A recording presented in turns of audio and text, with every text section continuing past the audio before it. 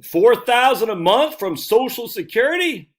It's true. It's true. And relatively easily done, just with the right precautions if you follow through, for sure. So let's read this from Elaine Floyd. You may know that I'm a huge fan of Elaine Floyd. She is from the Savvy Social Security .com via Horse's Mouth. I've been a member of this, man, 15 years or something like that when they first rolled it out.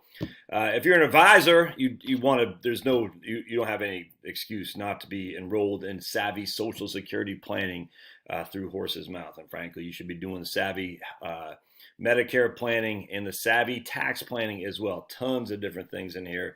Yeah, it probably costs you a couple thousand, maybe $2,000 a year for all. It's absolutely, it's without question the best resource you can have as an advisor. Part two of this, though, is for you. You don't have to be an advisor. You can enroll in this, absolutely. So we're going to read this. You can be a client, not a client, your own just person trying to solve your own issues, and you should enroll in Elaine's stuff, even if it's just for a year. All right, it's true. And this is, I'm going to read directly from her newsletter, Elaine Floyd. I interviewed her probably going on 3 years ago now. Actually, I'm going to see if I can't find it. One sec. September 13th, 2018. Man.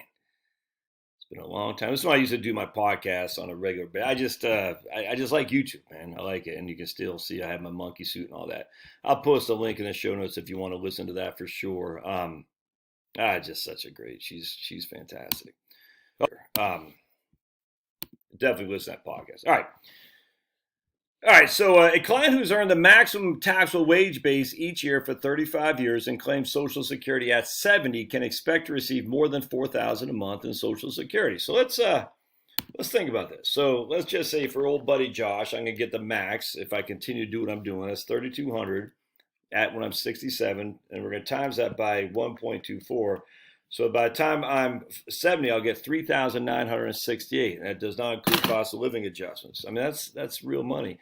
Now, let's just say my wife just gets half of my $3,200, so she'll get $1,600. She doesn't get half of my delayed earnings credit. She'll get half of my PIA. Don't want to go too deep in that now, but let's just say Charlotte gets half of my PIA. That'd be $1,600 because my PIA is $3,200.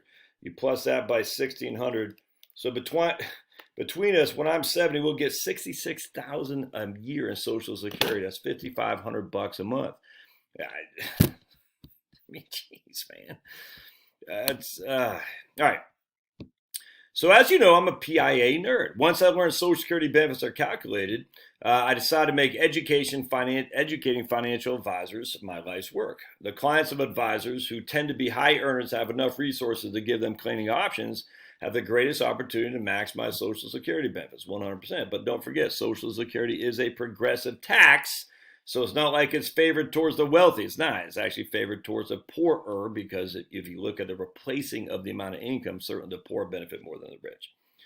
All right, but what the calculators don't show is the effect of additional earnings on a client's benefit. And here we're going to have a little bit of a debate with Elaine here. It's true that if a client already has 35 years of maximum earnings, there will be diminishing returns from her continue to work. That's not just true, it's 100% true. But even a maximum earner can raise their monthly benefit by continuing to work because later earnings usually account for more than earlier earnings, even after indexing. I don't believe that to be true at all. I just don't. I mean, like maybe a couple bucks. Again, if you think about it, you got 35 years of earnings. And we'll just say the max amount of earnings. The indexing stops once you hit 60. All right, so they just go to cost of living adjustments from then on. So there is no more indexing at 62, 63, 64. So the maximum amount of earnings are only replacing previous max amount of earnings adjusted for indexing. It's just not.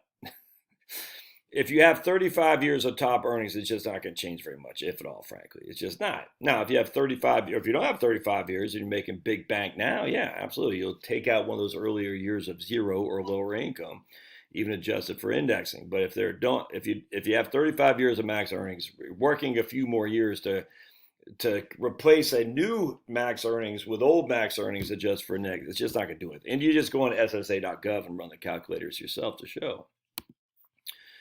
All right, so she says, I recently pulled an old Social Security statement from 2001. The FRA benefit, the PIA, was shown as $1,658. After adjusting for COLAs, this equates to $2,550. And this again. So remember, in 2001, her Social Security statement showed that she was only going to make 1,500 bucks a month. And everyone's like, oh, Social Security is horrible. It did not show their real benefit with cost of living adjustments. This is what drives me crazy. Social Security underrepresents their benefit that you're going to get. After adjusting for COLAs, this was $1,658, but it's actually $2,550 in today's dollars. But my actual PIA, the amount calculated at age 62 and adjusted for COLAs that last year is $2,900. The difference of $350 is purely due to additional earnings. Because I followed my own advice and claimed at 70, the actual benefit is 32% higher than my PIA. It's now about $3,800.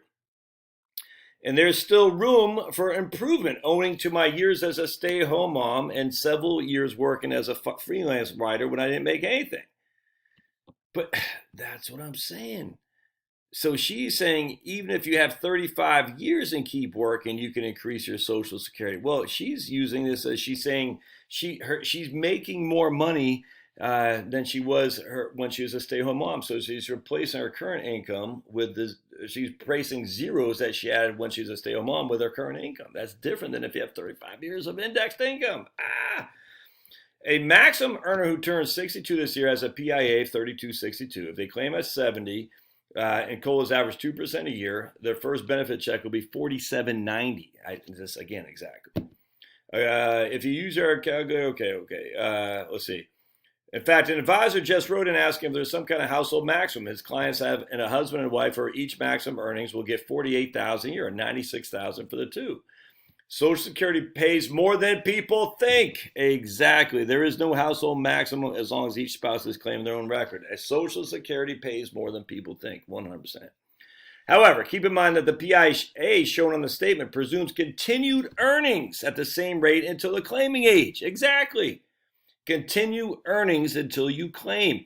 So if you have a 40-year-old high earner who is thinking of retiring early, make sure they know that their Social Security income will be less than the amount they see on their statement.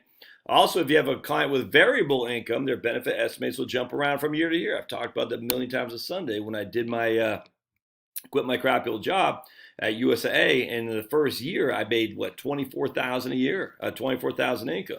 My PIA in the Social Security statement dropped from $2,800 to like $2,200 because I assumed I'd have only $24,000 a year of earnings until I hit my FRA.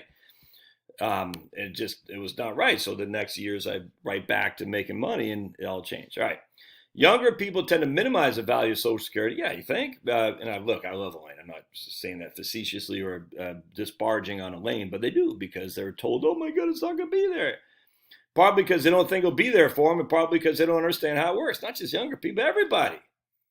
That the amount they'll receive is ultimately determined by how much they earn over a retirement career. They might be more realistic in their quest for financial independence and decide that working may be good after all. If they're burnt out, I encourage them to find more satisfying work, i.e. just keep plugging away at some kind of job. Keep adding to the freaking 35 years. Make sure his clients know that compared to other income sources like pension and portfolio withdrawals, Social Security is one of the highest quality income sources there is. Yeah, 100%. Anyway, I completely agree. But again, I'm surprised that she says, and if they keep working, replacing lower earning years. So she talks about the max, and then she goes, if they keep working, replacing lower earning years with higher earning years, they can increase the benefit even after age 70. Well, that's true, as long as you replace them early years. Maybe I misread that, but it sounded like to me like she's saying if you have the max earnings for 35 years and keep working, will give you a better benefit. It's just not true. So maybe I misread that. Okay, she does. So it's a little bit. I'm confused by it, but I get what she's saying. A client who's earned the maximum table wage base for each year, who claims at 70 can expect to claim more than $44,000 a month for the rest of their life. If they keep working, okay, so that's what I missed. Replacing lower earnings with higher. Okay, right. So she's right on there. So, yeah, I mean, they're not getting rid of Social Security, man. It's not happening. I mean, too many people rely on it. Too many people who are voting as well. It's just not happening. So just keep plugging away. Or replace your crappy job with one that doesn't pay as much, but is more rewarding. Because once you have 35 years of earnings, there's not much you can do to change the equation unless you're making significantly more money now than you did adjusted for indexing from the past. All right, love to hear your thoughts. We'll see you